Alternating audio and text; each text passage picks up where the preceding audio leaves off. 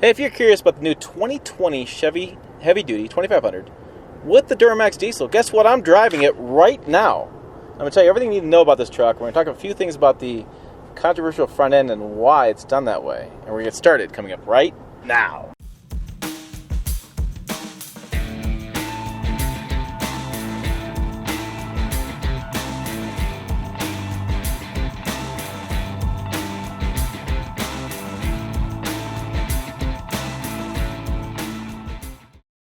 Hey, it's Temestral, Pickup Truck Plus SUV Talk, and my passion of trucks and SUVs. If that's your passion too, hit subscribe below, hit bell notification to be notified of new videos I put out, like, well, this one, because this one's awesome. We're here in Oregon driving a 2020 Chevy Heavy Duty, this 2500, with the Duramax Diesel with my friend Jeff Zurschmeide. That's correct. Yes. I've been trying all day. All right, so we've driven Easterdale. We drove the gas, which I'll link above, and I'll link the diesel above to the gas video, so you can watch both of them. This is the new high country trim level in this truck. But when I start first, I want to talk a few things and get things off my plate, is that number one, the front end is a little polarizing, some people.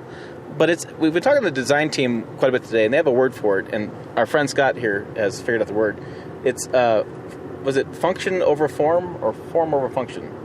Function over form. Function over form. And so the idea on the front is it's so big because it has a 28-inch fan, which helps cool down the engine, which helps with reliability, helps with fuel economy.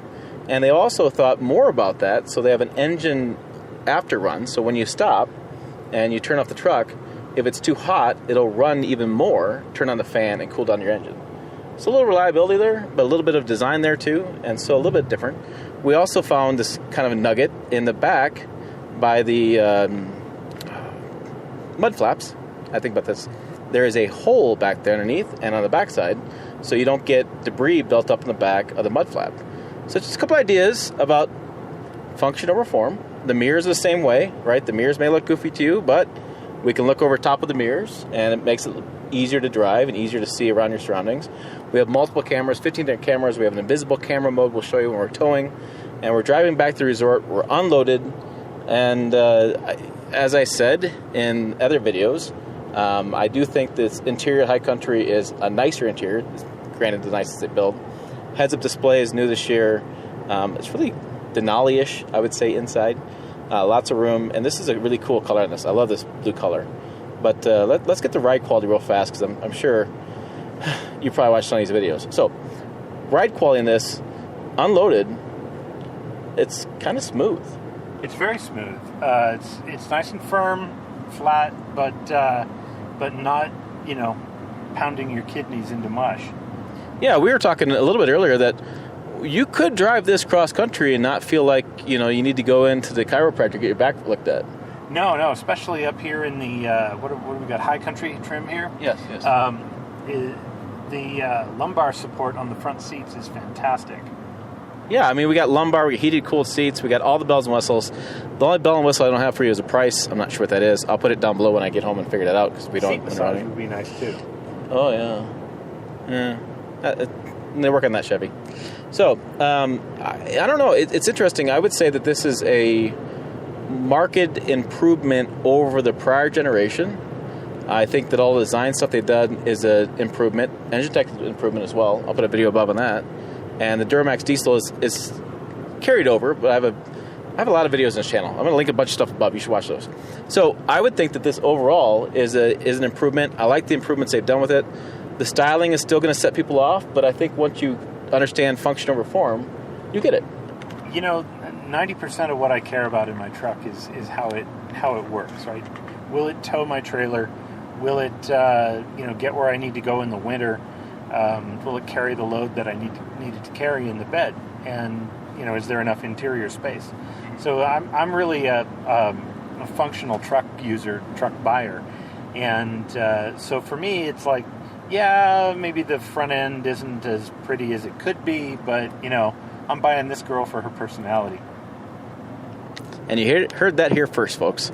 No, we've been discussing that all day, and I think it's a good discussion point. I think there's going to be two different types of buyers. Some that are just turned off by that, some that say, no, I want that. Because there is that aspect that they talked about today where this truck does look better with a trailer behind it. It looks better with an RV behind it. I'm kind of sad we didn't have any RVs with the 2500 to tow, because I do think that when you put that trailer RV behind it, it does look like it's a different look to it. It's kind of crazy how that changes it. Yeah, well, it's because so many trucks look tiny compared to the big RVs they're carrying, right? And even though they may be capable of pulling that RV, they don't look like it. This one looks like you could tow an entire city block with it. I think that's a definite challenge we should meet. Absolutely. Very cool.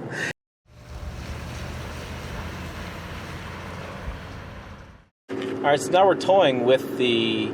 Sorry, my butt just vibrated. Now we're towing with the 2020 Chevy Heavy Duty 2500. We have 17,000 pounds behind us. The butt vibration meant I was going over the line, so if your butt vibrates driving a truck, it's not your wife. All right, so we're towing with this much weight, and it's in the diesel engine we have in here, and 10-speed diesels, I believe. Yeah, 10-speed Allison transmission. 6-speed with gas, 10-speed with Allison, yep. And it feels pretty confident. You know that we have quite a bit of trailer behind us. We have trailer brakes set, so we're controlling the load behind us. We have that low-end torque, notorious for diesel engines, so we're able to get off the line with the nice, confident towing experience. And ride's pretty smooth.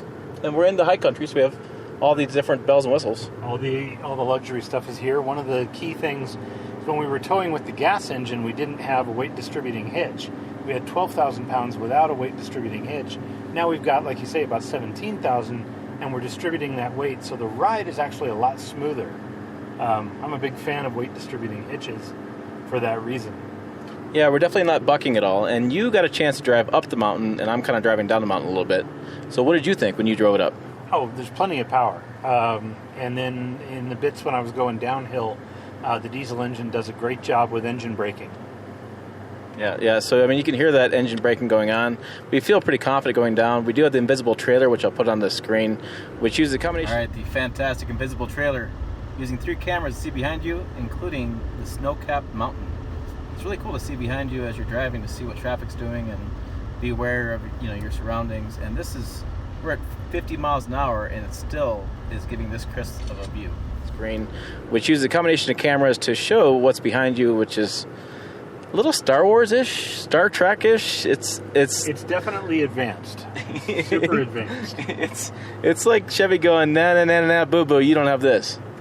But it really is a game changer. I mean, to be able to see what's in that 20, 30, 50 feet behind your trailer is critical, especially if somebody on a motorcycle, may have come up behind you or something. It's not going to change what you do, but you just want to know that they're there.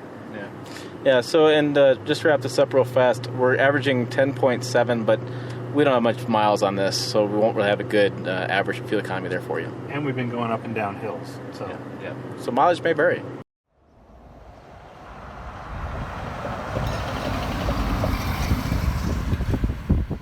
Hey, for more pickup truck plus SUV news, make sure you find us on pickuptrucktalk.com. 3 words, Pickup Truck Talk. I made it super easy for you. Also, find us Instagram, Twitter, and Facebook. Pickup Truck Talk, what you're typing in, that's you're going to find us there. Hit subscribe. Like I said, smash that like button if you liked what you saw in today's video. As always, thanks for watching. I'll see you down the road.